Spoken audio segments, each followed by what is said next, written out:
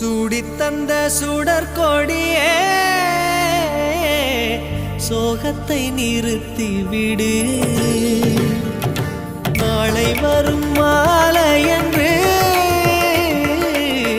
நம்பிக்கை வளர்த்து விடு. நம்பிக்கை வளர்த்து விடு. நம் காதல் ஜோதி கலையும் ஜோதி கலைமகள் மகளே